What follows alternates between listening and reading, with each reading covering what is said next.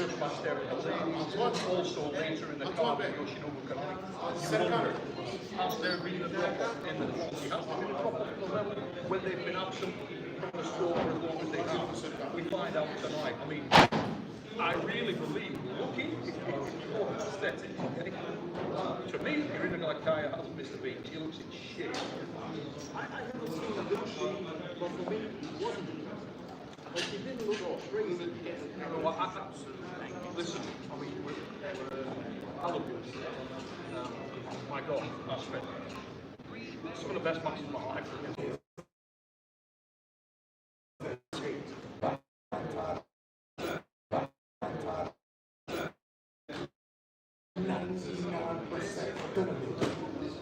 One old guy that can kick their shit, not the young fucking superstar, unbelievable guy that cannot beat, which is, to me, what Todd Hutchins represents to the United States of America. Our 100% that we have that we repeat, no matter who in the that's the only thing from a maturity. What a tremendous opportunity. Yoshi, what a tremendous opportunity. Yoshi and I have. Because the only people that are believing in that man, he either traveled over here with or he left them back home. So, Yoshi, good luck with Todd. Yeah, Yoshi's mom was like, oh. Maybe Devin wasn't better. So let's put that. It's harder to get better. If by some miracle, let's not say that, but if Yoshi can get in this thing, the old Yoshi, Yoshi was working the King's League before the words of hard to kill. Just get sticky. You would know. Because listen, a lot of people are wondering, do they just match? It can started to hit a little bit of delirium. We all love that. And then just far enough to your TV days when Rick gets out.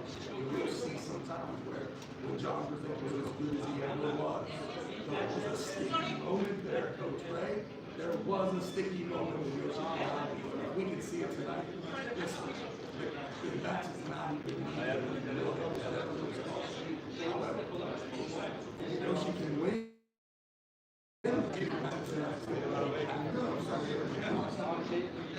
Upset. I don't know. We know how long time can fight. Get to the straps, stop him, get to the half. Take the hand, which sometimes he doesn't mind you taking, and then you're able to fight it out and win.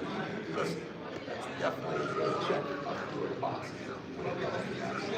And don't this is why when you see tonight, you're not impressed by this split. When he's seeing the life from the wall, like he's got that kind of look, and we know where he is. Oh my.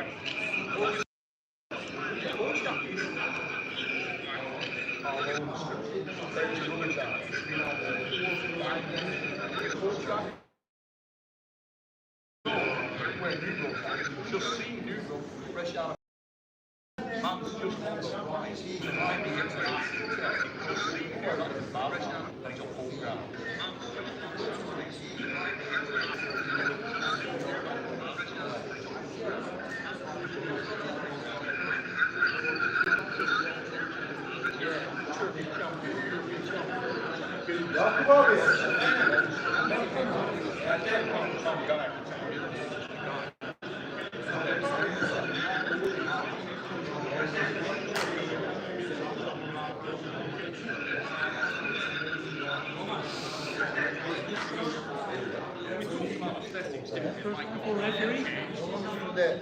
Someone's matchmanship. I mean, Listen, Maciejko will come in on a fitness drive. And I appreciate Ray, thank you.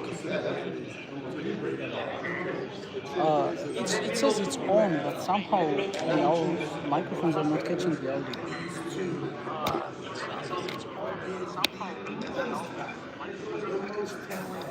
First West will be in that match. Listen, the winner of that match, if we watch how it pans out, one can argue that either the 253s and the super heavyweights are just mere small away from who is the overall champion of the world. And don't let Alajan make easy work of this.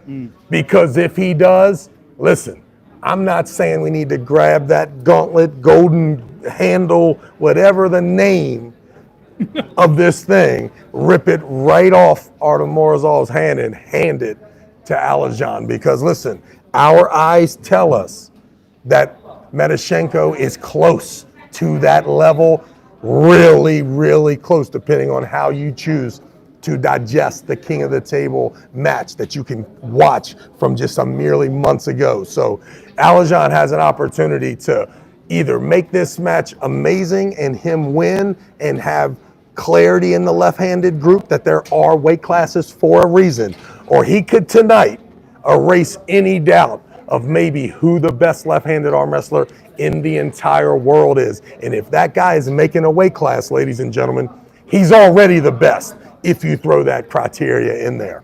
The only caveat, Ivan, are both snipers. I don't expect to see a long drawn-out battle here. Morozov, you've got someone there who's big enough and powerful enough to fight from the B-side and potentially get a win. This will be interesting tonight to see who can get off, who can get, and as you say, what would be most impressive, Alajan doesn't get away first and still wins. What is that about? Who puts the brakes on this guy? I don't know. If Maciejko, in the shape that Maciejko was shown up in, and it is a different shape. I was at the King of the Table when he pulled there. This is a different man. Physically, aesthetically, I'm going to say in terms of confidence as well, very different version of him. So if he gets what he wants, and Alajan can just drive straight through it, as Travis says, wow. Let's go. And Alajan is what, like 106 kilos, they were saying? He got in, he's on, he could have gone 105. Man's a weirdo, absolute weirdo in the nicest possible way. So, what do? Move on a little bit, or do you want to discuss that a little more? There's nothing else to discuss. That is the best match of the night.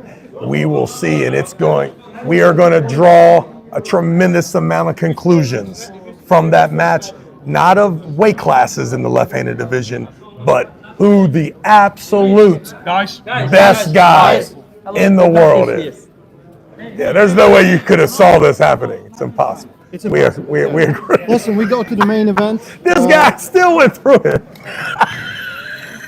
Nick, will I through it? There's no way another human being will cross the path of this thing here. So, impossible. the main event, Devon Larratt, Oleg Pachenko. Do you think all this distraction that Devon had with Dennis yesterday, where he focused, I would say, 99 or even 110% on Dennis, not on Oleg Pachenko, will serve Oleg Pachenko well? Also, the weight loss and the cut and the crazy cut, 42 pounds. Crazy cut. Listen, we were talking about this earlier. What's crazier, the 42-pound weight loss or the fact that he had, Coach Ray, to lose 42 pounds, okay? The truth, my man. This camera. You're killing us. Yeah. Don't walk in there, people. All right. Hey, put the chair right here. Yeah. Not that, either one. Perfect. We're about to get smashed. But I'm telling people. Show around we keep talking, show around a little bit. Yeah. Capacity. Yeah. So, do you think? Yeah, so just getting back to the story. The truth is, the weight loss that he had to do, that's not as big a deal to talk about as how he actually gained the weight in the first place. This is more his weight class. Like it or not, we enjoy this 220, 235 pound human being jumping up into the 280 pound weight class and showing his dominance. But the truth is, and I've been saying it since about 1995, he's been the 209 pound champion of the world. And now he is simply in his weight class where he firmly belongs. And listen, he's going to be really hard to beat over 4 rounds if you understand arm wrestling and understand the endurance that takes place there, the unwillingness to compromise in the grip. All of those tactics, although may not needed, will firmly be in hand for the great Devin Laird, and we might as well just start to recognize that. I do believe that. I think everyone's going to be shocked with the power of Petrenko. That's my belief. If I'm wrong, I'm wrong. I think it's going to be very hard for Devin even to stop him at the first rounds. No doubt. Yep. He has the style to beat Devin. He can post high. He can keep his back pressure engaged. He has strong hand, and he can press without the hand. So he has all the tools that Devin really doesn't like. So there's a chance this match might be a little bit similar, but the smaller version of him versus Gennady. But I do think it's so hard to beat Devin. If you just look at the last 5 years, it's just 3 names that he has lost on the right arm. It's Michael Todd, it's Gennady, and it's Levin. And if you go back even further, let's say that he lost 2 of those 3 matches when it was just 3 out of 5, not 4 out of 7. Right? The truth is that extra match, you have to know how many starts will take place, Coach Ray, before there's a score decided. Yeah. And if we see 7, 8 starts and we look up and the score is 1-0, listen, all of that plays into the champ's hands. Don't get it twisted. That guy did not spend all of his time worrying about his next match for any other reason than the champ's gonna win tonight, okay? Now, how happy are we as American or as arm wrestlers all over the world? We enjoy watching Devin Laird move a little before the go. We enjoy watching him triple cap the grip as long as the opponent is bigger than him. Tonight, the guy's gonna be noticeably smaller. How are all of us gonna take when it comes to his legendary status if he has to resort to every tactic known to man to win the game?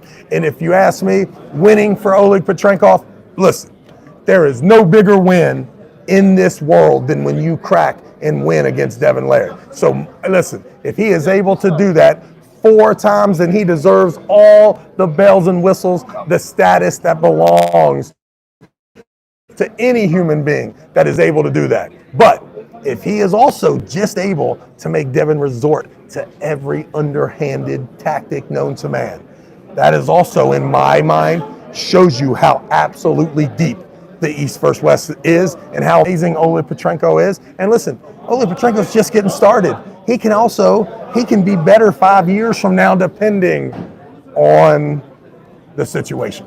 Yeah, I think so too. I think we're just seeing the start of the world of arm wrestling. Stay strong.